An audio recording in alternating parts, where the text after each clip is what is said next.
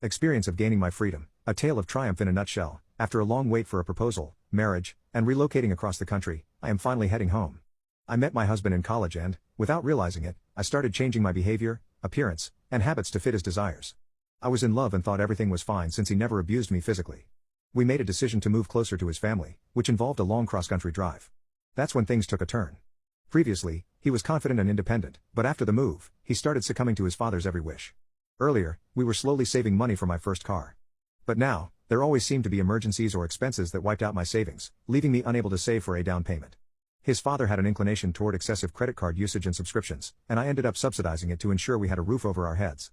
Eventually, his father became upset if I spent too much time talking to my friends or family, and my husband convinced me that it would be better for everyone if I reduced my contact with them.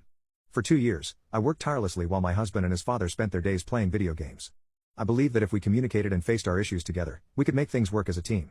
However, about a month ago, I finally saw the reality of my situation. Last week, I reached my breaking point and sought help from a friend. Today, I handed my husband my wedding ring. Though I'm terrified, a taxi awaits me, and I'm about to board a plane. I am going to see my family and friends after years of separation.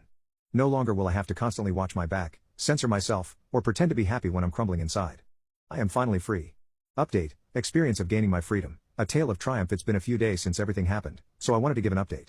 I'm currently staying with my family, who have been supportive and helped me get a new phone and phone plan. My previous phone belonged to my husband's family, and they cut off my access to it. I'm returning the phone to them since it was theirs. 2 days after I left, in a half-asleep state, I messaged one of my husband's brothers who lived nearby to explain the situation. I thought he'd understand, as he had experienced a similar situation with his own divorce. His ex-wife had cheated on him, took all his money, and relied on him financially. In the message, I explained why I left and expressed that I still loved my husband. However, I wanted to continue the relationship only if we both moved back home where we have family support and access to better therapy. I had already started seeking help for my mental health, which suffered immensely during my time away. I asked my husband to attend counseling with me, stop his father from interfering in our relationship, and contribute financially by getting a job and sharing the bills.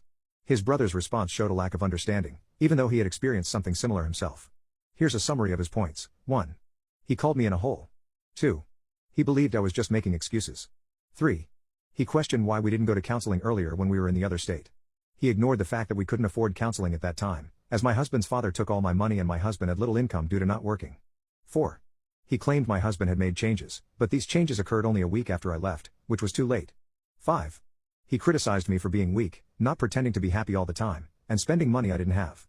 6. He admitted that his whole family had always disliked me, but tolerated me for my husband's sake. 7. He accused me of being a drain on my husband, despite my constant efforts to provide food, housing, and even video games. All I asked for in return was help with chores and for my husband to seek employment. 8. He said I should have informed him earlier about going back home instead of waiting until the last minute. I waited at the request of my friends and family to ensure my safety due to the next point. 9. He dismissed the need for a courtesy officer who ensured my safety during my departure. He believed his father, a felon and registered intimacy offender, wouldn't have been violent and could have helped pack my bags. This claim was dangerous and untrue, as my husband had brushed off my suicidal thoughts just days prior. I only discovered their father's history 6 months after moving in with them. At that time, they claimed the charges were false. Recently, a friend obtained information from the case file, which they refused to disclose in detail. However, they expressed grave concern for my safety, prompting me to review the file now that I'm back in my home state. Leaving was definitely the right decision. The situation was toxic, and I was constantly solving problems caused by my husband's family. It hurts because I still love him, but I love the person he used to be. He was hardworking, loving, and always tried his best. He compromised and prioritized the happiness of those he loved. He didn't prioritize video games over everything else. But the person he became is unrecognizable. He grew distant, lost his passion and empathy, and solely focused on gaming. Since he isn't unaliving to work on our relationship, I won't either. I need to focus on my own well-being, and I now have the support to do so. It hurts, but I will heal and better myself, with or without him. For now, I'm safe, starting the healing process, and surrounded by the love that I've missed for a long time.